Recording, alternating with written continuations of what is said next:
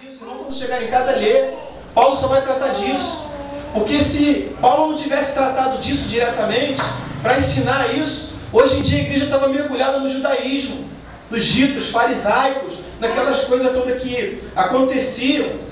Hoje em dia nas igrejas, as igrejas estão pegando coisas do Antigo Testamento, aquela coisa, não colou, não deu certo, opa, vou lá no Antigo Testamento pegar um negocinho para usar. Aí por isso que os irmãos vão ver sabonete do não sei o quê, igreja que reconstruiu a arca, igreja que guarda o sábado. Irmãos, pelo amor de Deus, irmãos, foi o que a palavra diz em Salmos 14. Diz o seguinte: o Senhor olhou desde os céus para os filhos dos homens, para ver se havia algum que tivesse entendimento e buscasse a Deus. As pessoas têm que ter entendimento, irmãos, do que deve ser usado, do que não deve ser usado. Foi o que Deus falou para Jonas.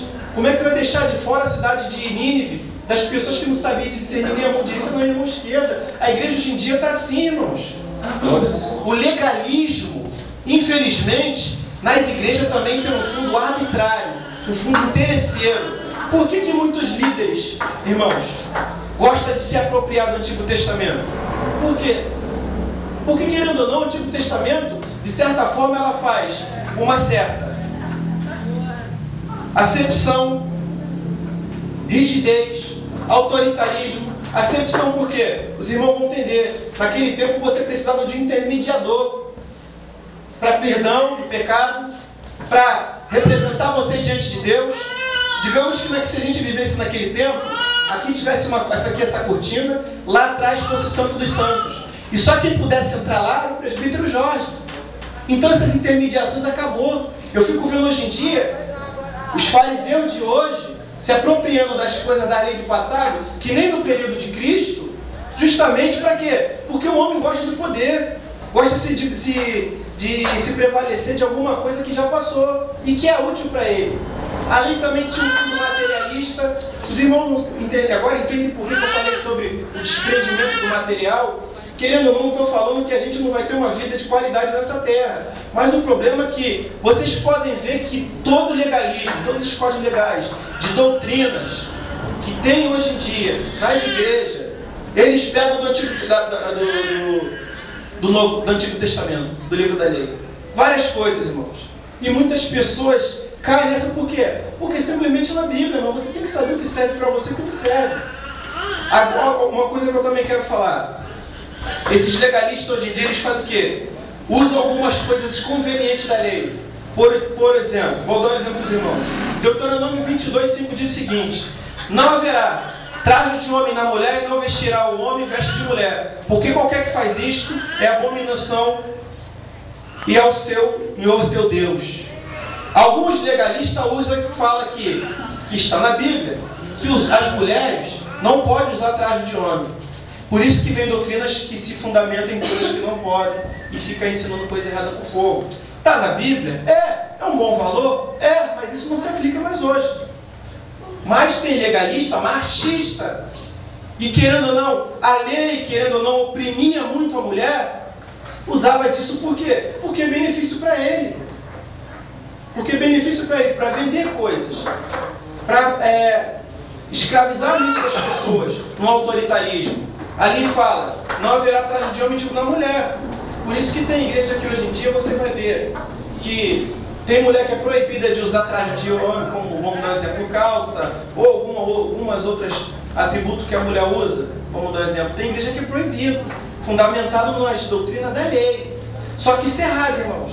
Se tem uma coisa que o apóstolo Paulo falava categoricamente, que é totalmente, irmãos, errado, é isso. Se apropriar de algumas coisas da lei convenientes.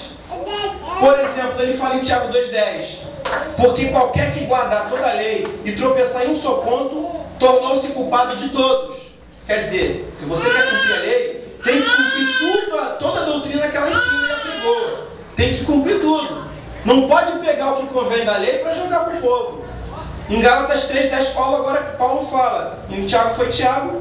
Em Gálatas 3,10, todos aqueles que são das obras da lei estão debaixo de maldição. E por que estão debaixo de maldição? Porque está escrito: maldito todo aquele que não permanecer em todas as coisas que estão escritas no livro da lei para fazê-las. Quer dizer, Eu vou falar uma coisa para vocês aqui.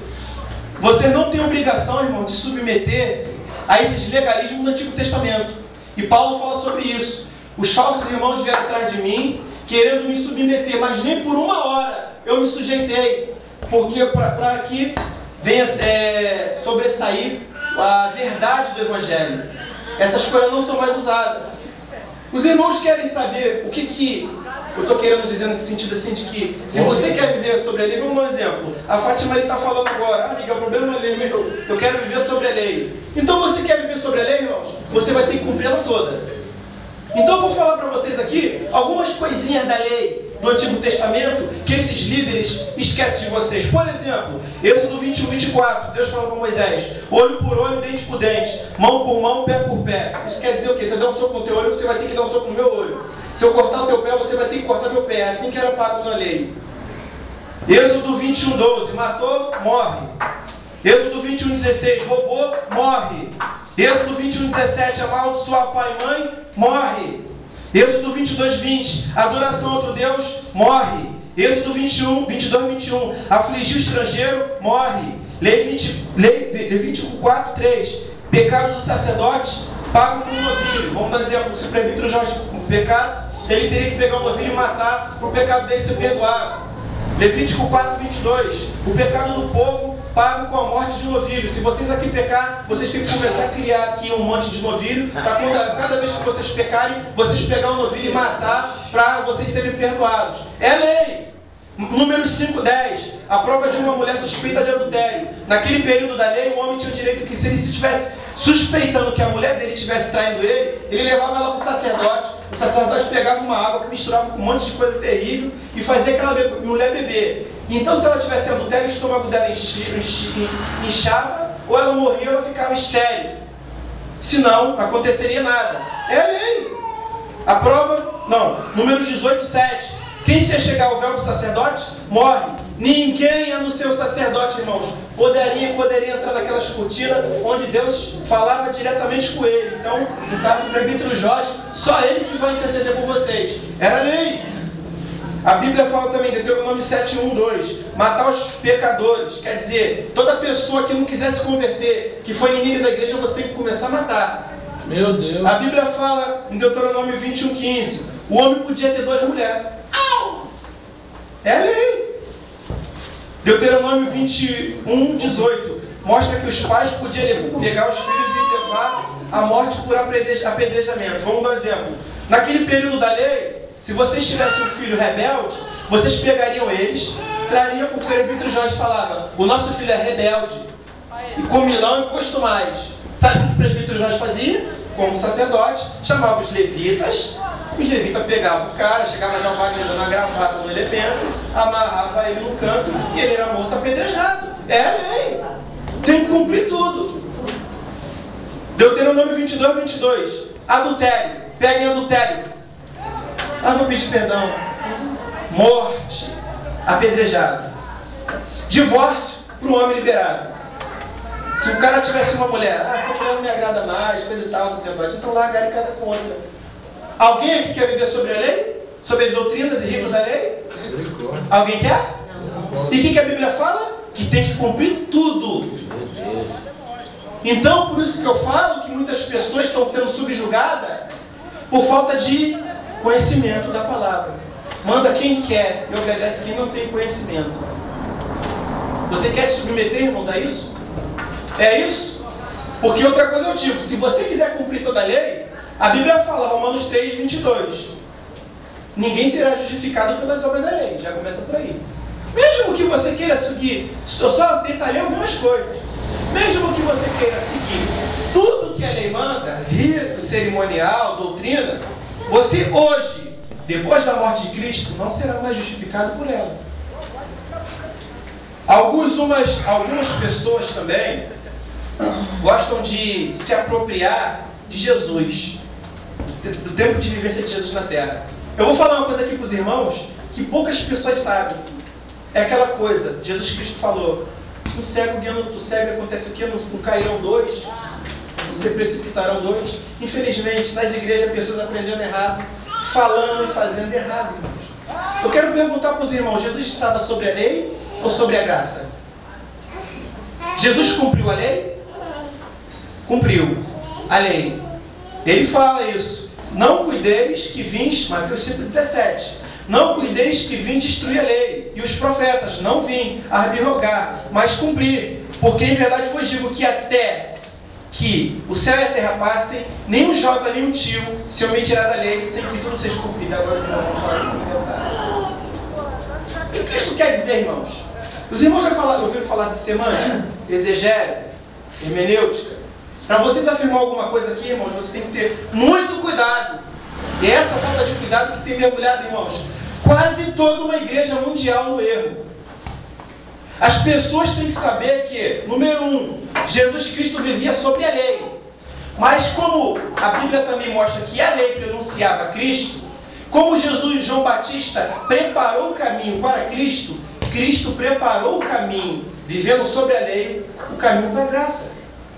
Jesus, ao mesmo tempo que cumpria a lei, ele preparou o caminho para a graça. Os irmãos estão entendendo? Vou mostrar para vocês Gálatas 4:4, o que o apóstolo Paulo fala sobre isso.